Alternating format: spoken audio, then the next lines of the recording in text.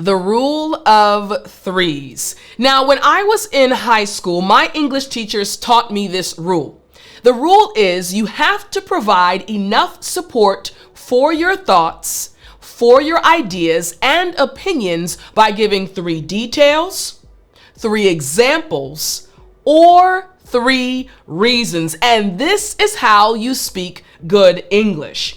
So what is the first part of this rule in order to speak good English? The first part is the 3 details part. The first part of this rule focuses on the important details of the topic, of the subject, or person you are discussing. In other words, you want to help your listener visualize what you are talking about. Now, what does this look like in a real situation? Here we go. I want you to imagine that someone is talking about food and they ask you, what is your favorite food? Now, your response could be, my favorite food is sushi. My favorite food is Indian. But for this example, we'll say sushi. So let's say your answer was sushi.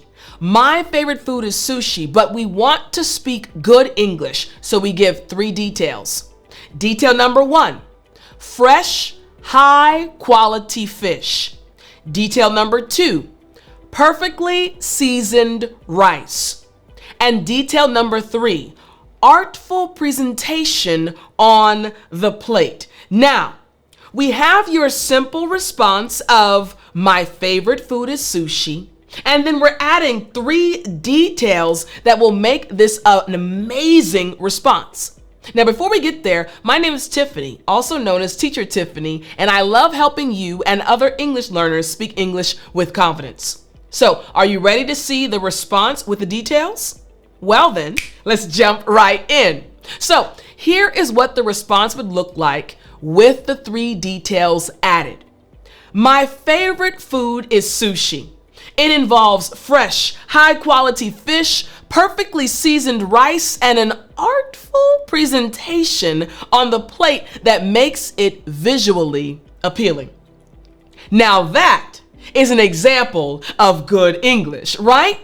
Why? Simply because in this response, we have applied the rule of threes, and we have 3 specific details. Now, before we move on, I want to explain this word appealing. So I want you to repeat after me.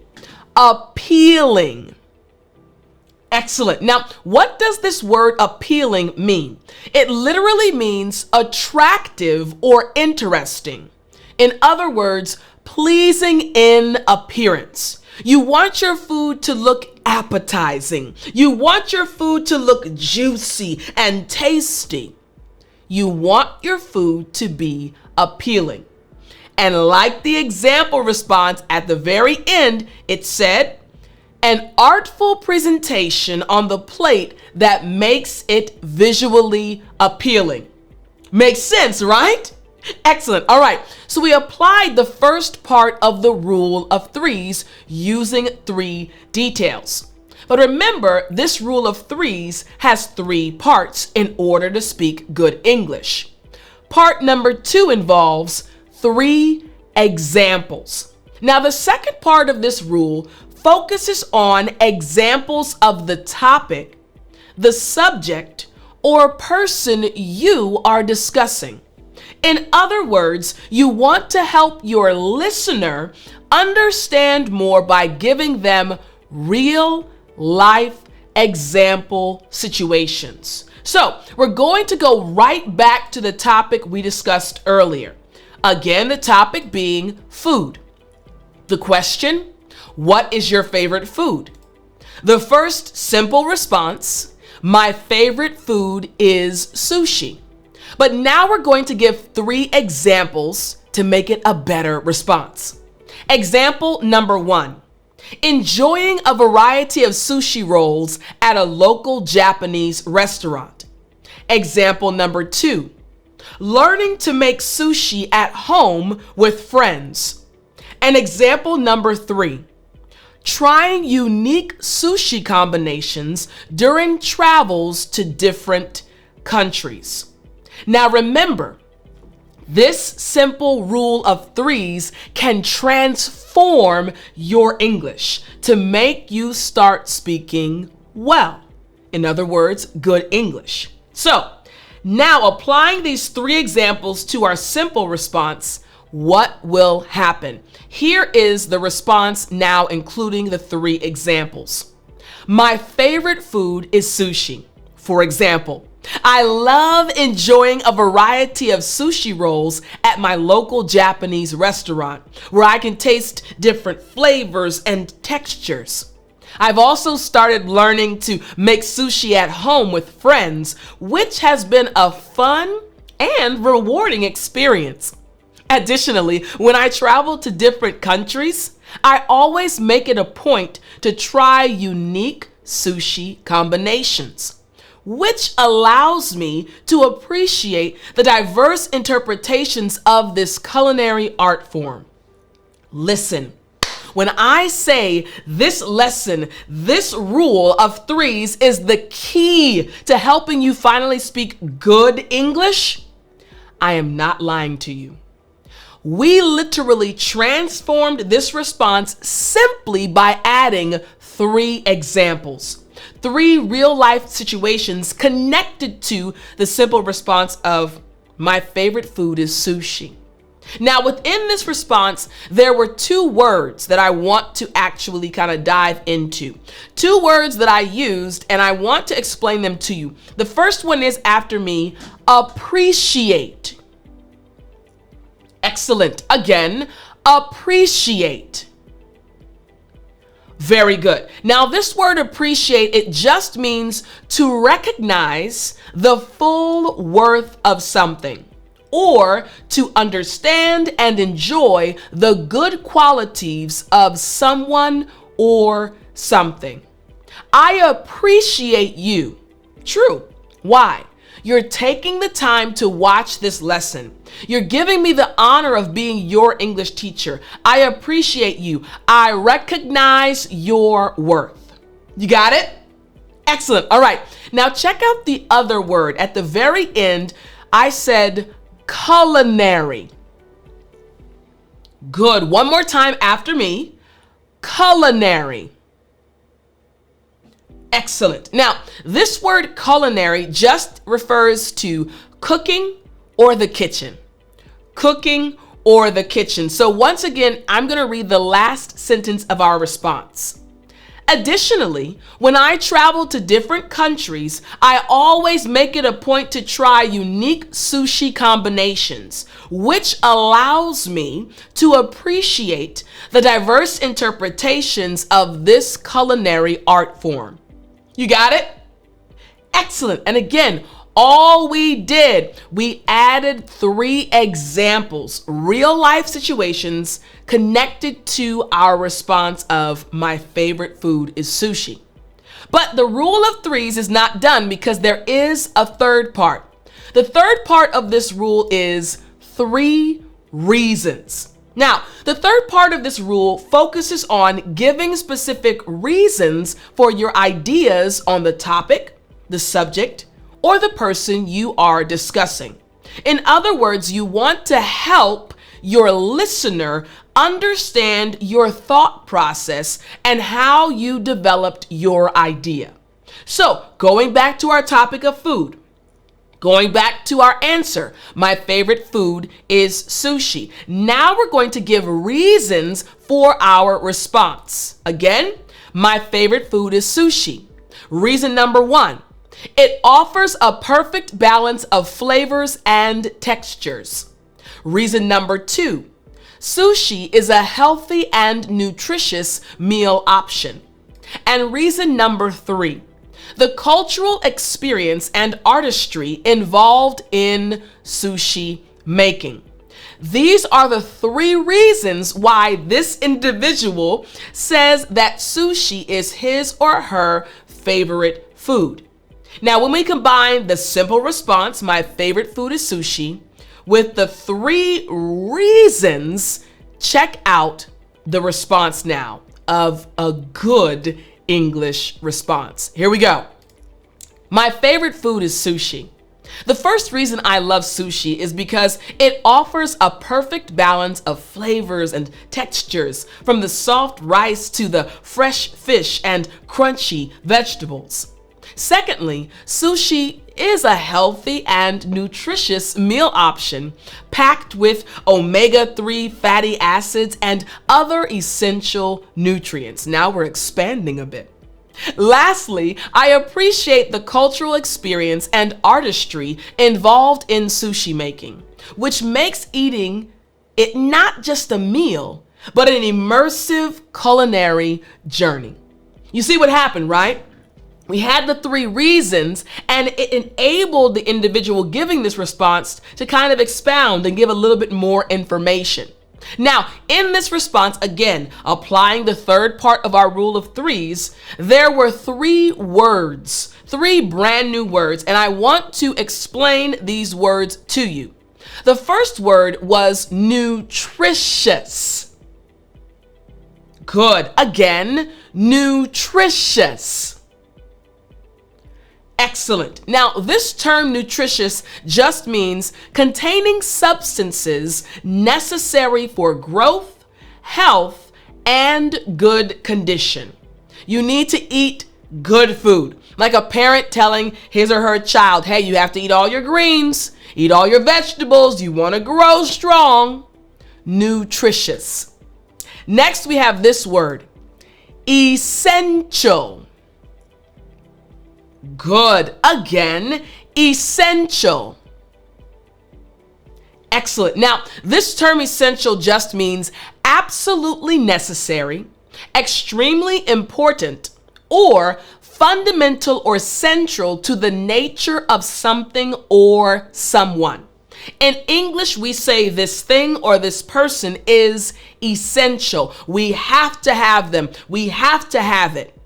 Make sense? Excellent. All right. And the last word I want to break down is immersive. Good. Again, immersive. Excellent. Now, this means providing, involving, or characterized by deep absorption or immersion in something such as an activity or a real or artificial environment. Immersive, you're completely in something or completely involved something. It consumes your thoughts and ideas. In English, we say immersive. You got it. All right. I'm going to read the last 2 sentences one more time so that you can hear the words used again. Here we go. Secondly, sushi is a healthy and nutritious meal option packed with omega-3 fatty acids and other essential nutrients. Lastly, I appreciate the cultural experience and artistry involved in sushi making, which makes eating it not just a meal, but an immersive culinary journey. You got it? Excellent. All right. Now, again, this simple rule of 3s, 3 details, 3 examples, 3 reasons can transform your English. I hope you enjoyed this lesson, and I'll talk to you in the next one.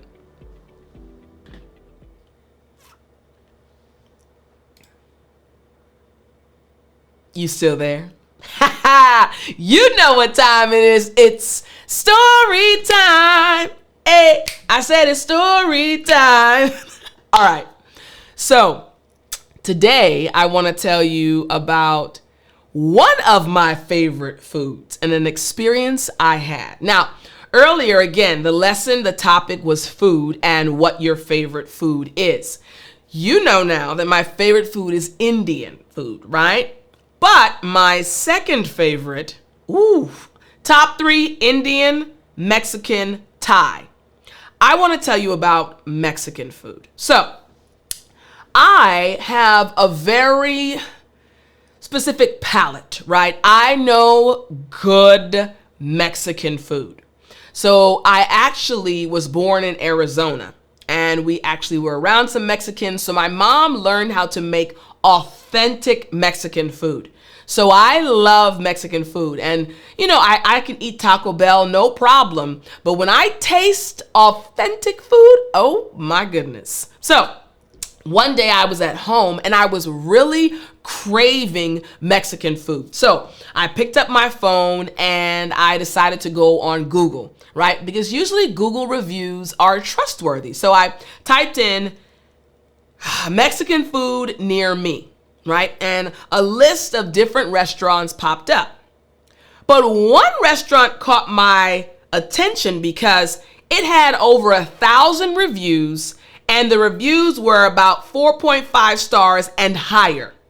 Now that is not common. So I said, oh wow, this Mexican restaurant is about to be absolutely amazing. But then I noticed, I said, wait a minute. When I looked at the pictures, I said, is this a gas station? I said, no, there's no way in the world this is a gas station and a Mexican restaurant. But then I looked at the reviews and they were all so high. They were like authentic Mexican food, the best Mexican food in this part of the area. I said, okay. I said, let me give it a try. So it was only about 5 minutes from where I live. So I drive, and yes, it was a gas station. I said, all right, Lord, I'm hungry. I want some authentic Mexican food. And I then pulled up to a gas station.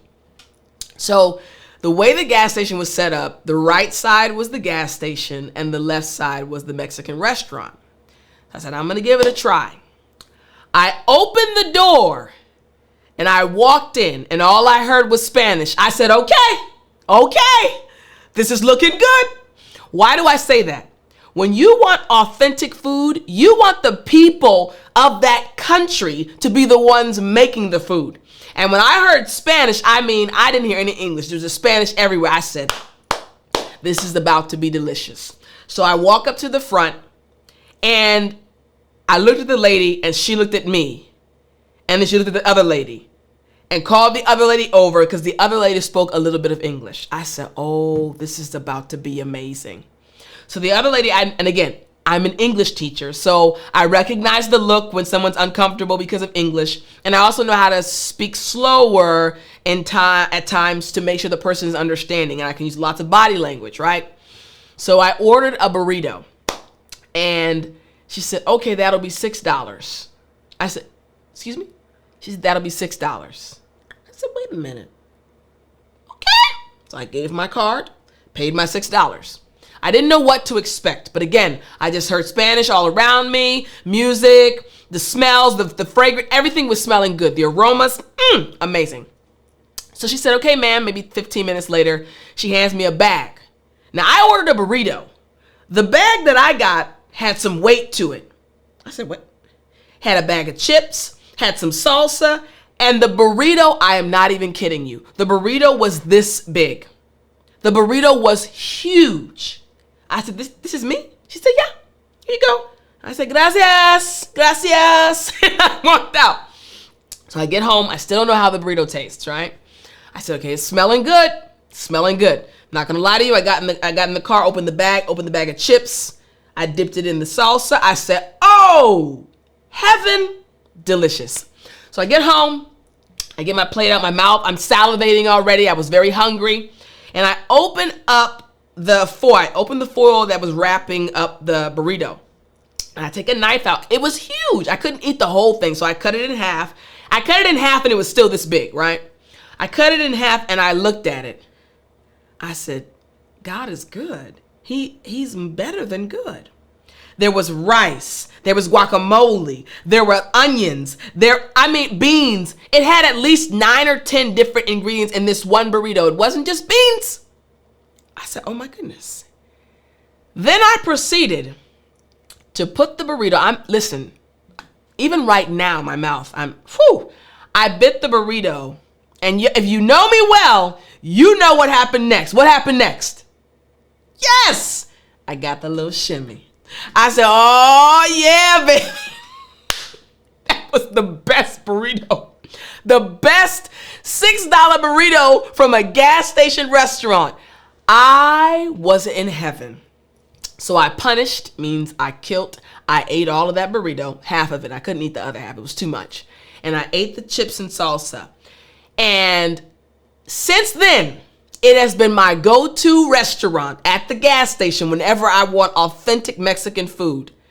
And every time a friend comes in town, I said, do you like Mexican food? They're like, yeah. I said, I have a spot. Just trust me. Because when I pull up to a gas station, they look at me with the side eye like, Tiff, we're at a gas station, until they taste it. So needless to say, as you can tell by my body language, I liked the Mexican food that was served to me at the gas station restaurant. What's the message? The message is sometimes you will be surprised.